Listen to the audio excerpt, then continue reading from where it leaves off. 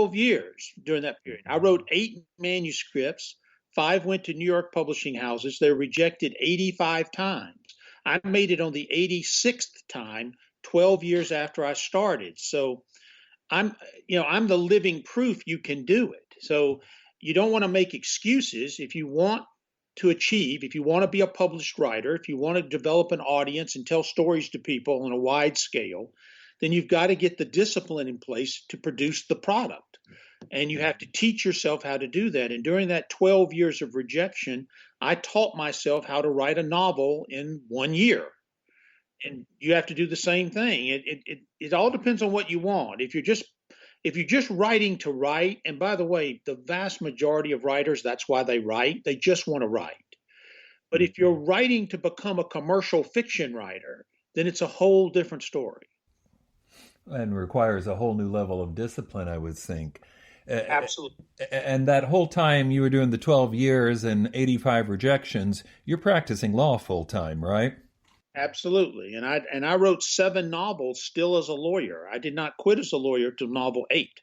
So I kept going during that process because, I wasn't going to quit my day job, for God's sakes. I mean, I had to make sure that I could make a living at it. I was just fortunate that I was able to make a living at it. So you just, to be a commercial fiction writer and write for a publishing house is one of the hardest goals to achieve in the business. There's no question about that. But don't tell me you can't do it, because I started with 85 rejections, and I made it. So other folks can do it too. Absolutely. And for that matter, I talk about practicing law. You held a public office. You were a county. What was your office again? I was on the school board for 4 years, and then I was a county commissioner for 10 years. That's what I was. And that was all during the time I was writing. Mm-hmm. So I actually had 3 jobs during that time. I was writing, I was a public official, and I was a lawyer. And so, you just balance your time and manage your time properly and make it happen. Sure. Where in that process did you finally land your first agent? That was actually early on, which was really shocking to me. It was about, I would say, 5 years into the 12. Mm-hmm. I sent out about 500 query letters to agents.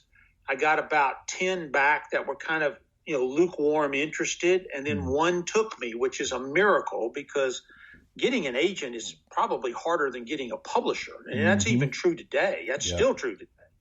And I was fortunate that Pam Ahern in New Orleans took me, and she submitted those 5 manuscripts to New York. And those were back in the days when you had to print out manuscripts and mail them off. I remember, yep. Yeah. And stick them in lots of manila envelopes and self-addressed stamp returns. And she did that for 7 years, and she fronted all the postage. She never sent me a bill for anything. Really? And finally she was there when we did it, and now she gets 15% of my first 10 novels for the rest of her life. Well, that's a fantastic story. The first book was, am I right, The Amber Room? First published book, yeah. It was the 4th book that I wrote. Yeah, Well, what do you think made the difference? I mean, was it your work improving, or was it just the right book in the right time, or what happened? It was all about timing. The world changed. During the 90s, my genre was dead. I mean, the spy thriller died in 1990 when the Cold War ended. So it kind of died. And by 2000, that genre was gone. And then the Da Vinci Code came in 2003. Mm-hmm. And Random House had bought it in 2002. Now, they had no idea what they had at this point. They just knew they had something kind of fresh and different. Mm-hmm. And Dan writes action, history, secrets, conspiracies. That's exactly what I was writing. And so Random House was looking for something to go with Da Vinci, and I got bought to kind of come in on the coattails of Da Vinci. And Da Vinci was published in spring of 2003. I was published in fall of 2003. And we rode those coattails, and God bless Dan Brown. He brought that genre back to life. He did. And it's still going strong today, thanks to him. And at some point, you had a book called The Templar Legacy, right? Which was the right word to have in a title. Yeah, what happened was I got Amber Room, Romanoff Prophecy, and Third Secret were 3 of the 5 that went to the New York houses. So they got bought the second time around. Mm-hmm. Once those were done, we had to come up with something new, and that was when I created Cotton Malone and wrote The Templar Legacy in the spring of 2006. And that was my biggest bestseller and remains to this day my biggest best-selling novel. Really? And that was the first with your series character, with Cotton Malone? Correct. Wow. Cotton Malone, yeah. Templar was a magic word then, and it just did so good. And as I said, to this day, that book still sells solid. That was the how many Cotton Malone novels have there been now? 15. The most recent being the Warsaw Protocol, right? Correct. It just came out about in end of February. Mm-hmm. It's out now, and it's the 15th Cotton Malone adventure.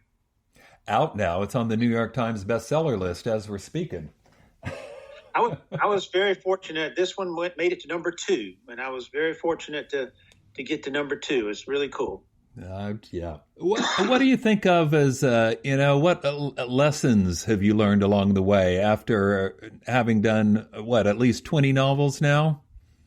Yeah, this is the 19th printed book for me. I've written 24, right, but published 19. So what have I learned? I mean, you learn a lot. I mean, you learn how to keep the story going, how to pace it, how to keep readers' interest. You learn to try to find the right subject matters. You try to write a high concept book that's going to play well all over the world. You learn a lot. I've made mistakes too. I mean, I've made my share of mistakes, and you learn from those as well. Well, I'm toying with whether I should even ask, but okay, what are the mistakes that you've made? Along the way, a couple of covers that were poor choices. Sure. And I went along with both of them, even though I knew better on one. The other I loved, but it just didn't work. Cover matters. Writers today better be aware of that. The cover on your book matters a whole bunch. And I made a couple of tactical mistakes with those covers, and I paid the price for them. And poor sales. One of those was the Columbus Affair. Mm-hmm. The Columbus Affair cover, the original hardcover cover, I loved it. It was a beautiful cover. It was cool. It was different. It was interesting. And the Columbus Affair is a standalone novel. It's not a Cotton Malone book. It's another character. And that book just tanked right out of the box. It did not do well. And we recovered it for the mass market, which did very well. And with the repackaging of it today, that novel's my 3rd or 4th best-selling novel. So it's packaging matters, and we made some packaging decisions that weren't good back then. So those couple of things came back to bite me, and I learned my lesson. I'm very, very, very conscious of covers today. Well, was it too busy or the wrong color, or what do you think was the problem? Didn't have the elements that my readers wanted on there, the clear historical element. It didn't have it. It was too nebulous. It was also not a Cotton Malone book, which is another problem with it. Right. I did not want to write the standalone. My publisher insisted I do that. That's another error, but I didn't have a choice. That sounds like the opposite of what a publisher would ask you to do. Well, I would agree, but at that time they had this idea of bringing in new readers by doing something different. I was completely against it, but I did it as a team player, and sure enough, my instincts were correct. Wow. It was not a good idea. Now, over time, that book has done exactly what they thought it would do.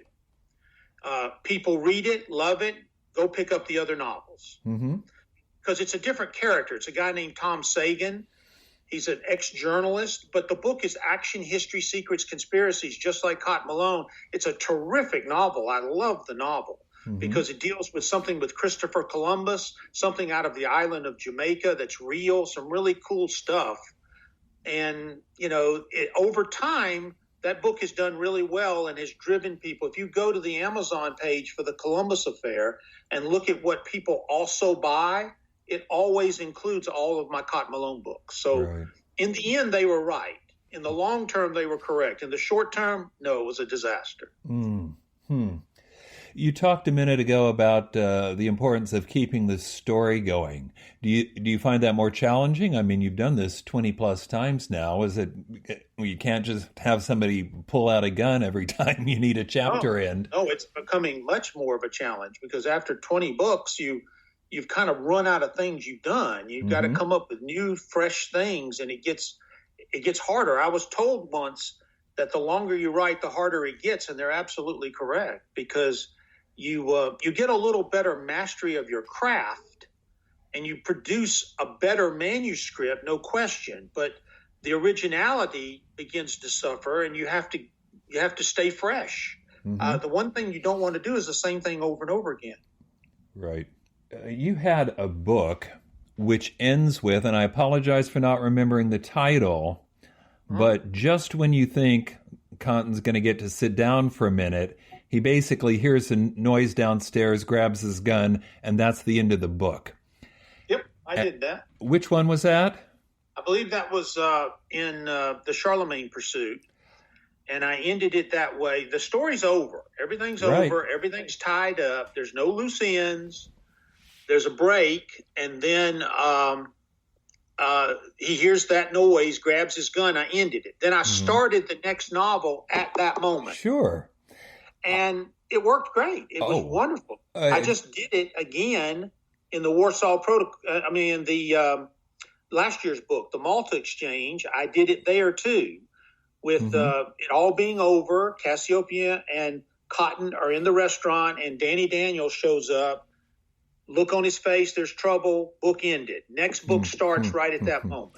So that's why it stuck in my mind, because as I read it, I thought, this is brilliant. That is different, something that hadn't, I think, been in your previous books and worked so, who isn't desperate to read the next book after that?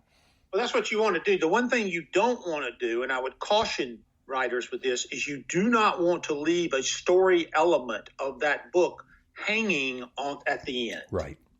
Because you cannot assume people are going to read the next book. That's creating almost a serial at that point. Right. Now, serials work great in mysteries. They work great in romance. They work great in fantasy. They do not work so great in thrillers. No, that's not what you told. You finished the story and then gave people a little teaser of what's next. Right. And I, like I said, I liked it. So I did it again last year. And I started Warsaw at the moment the other one ended. Really good stuff. You mentioned thrillers. I think that you've always been devoted to thrillers. Like even before you were published, thrillers were your main jam, right? Oh, yeah, that's what I love to read. Absolutely. And history. I love to read history and thrillers. And I want to mention that you were one of the founding members of ITW, International Thriller Writers, and been president or co-president, I don't know how many times, but you're the driving force. Just once. I was one of the founding members, and I served 3 years as co-president, and then I've been on the board as vice president of publications for many years. Am I right in thinking that ITW now has over 6,000 members? It's approaching 6,000, yes. Is there any other writing group that even comes close to that? That's extraordinary.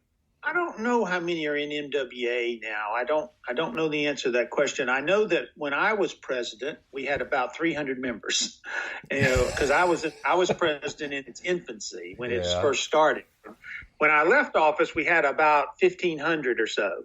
And it's just been growing steadily ever since. And now we're in like 40 countries around the world. So the word international in international thriller writers is quite significant.